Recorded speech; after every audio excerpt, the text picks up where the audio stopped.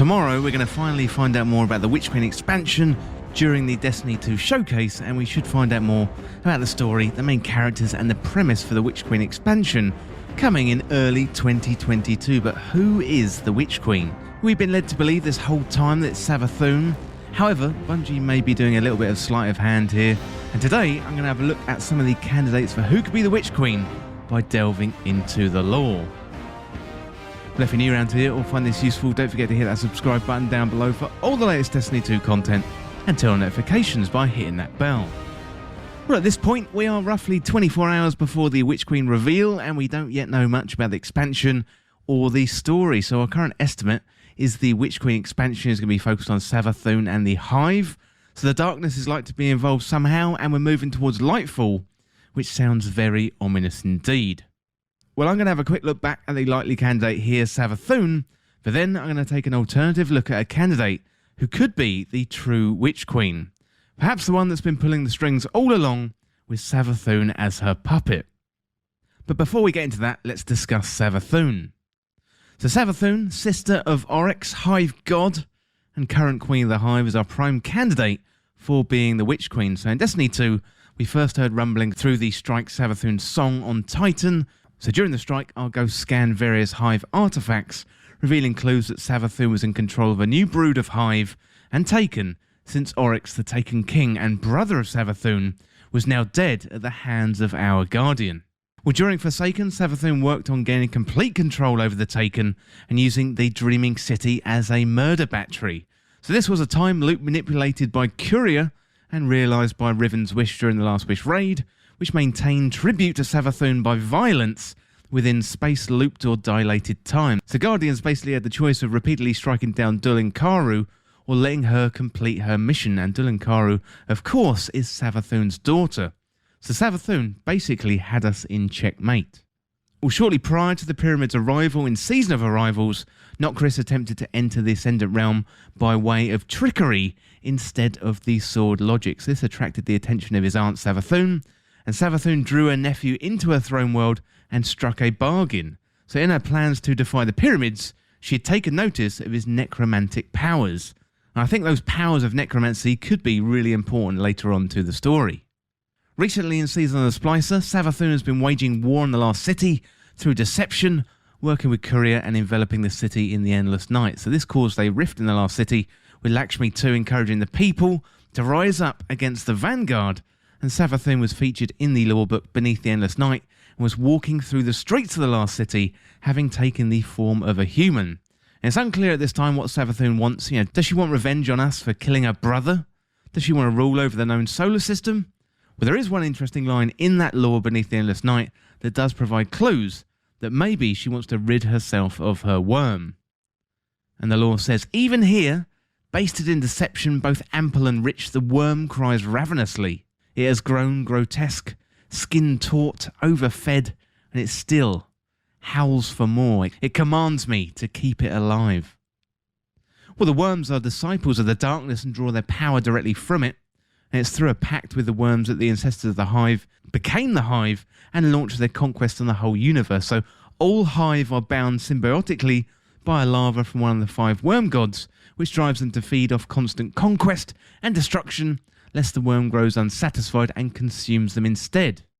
So it appears as if Savathun wants to be rid of her worm, and you would as well if it wanted to consume you, but maybe she's going to need help to do that. So Savathun definitely seems like the primary candidate to be the Witch Queen, but there could be another, and that other is Erismorn.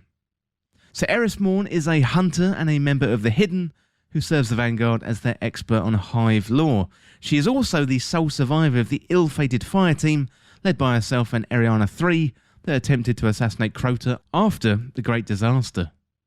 After discovering the growing threat of Savathun and hints that the Darkness was closer to humanity than they believed, Eris returned to the Last City to warn the Vanguard before venturing once more to the Moon, and there she uncovered the existence of a pyramid beneath the surface and guided the Guardian in investigating its purpose and fighting the daughters of Crota. So Eris delved deep into the secrets of the pyramid and the darkness as the Black Fleet arrived in the system.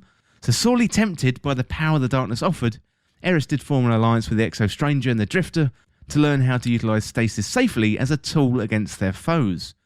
Well, Eris appears to be good, but is tempted by the darkness. So during the season of Arrival, she acted as the conduit between the messages from the darkness and our Guardian, and she is seen to be wielding stasis during the cutscenes of Beyond Light, though we haven't heard too much from her these past few seasons. But I think that's all about to change in the lead up to the Witch Queen expansion. So there is a lore book in the game called The Dark Future, which does leave some clues as to where the story could be going. Now, this is called The Dark Future, so it is perhaps one branching path of a potential future. It isn't set in stone just yet. We could avoid it, of course, but it is an interesting perspective. So in this dark future, the Bray sisters, Anna and Elsie, otherwise known as the Exo Stranger, they're in hiding after a huge battle called the Bombardment, where the tower fell at the hands of Savathun.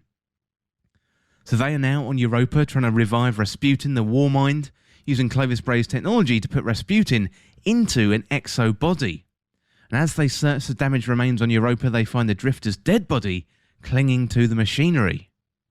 Anna and Elsie successfully manage to bring Rasputin back as an exo and make their way to the last city to find an older and frail Zavala in the rubble.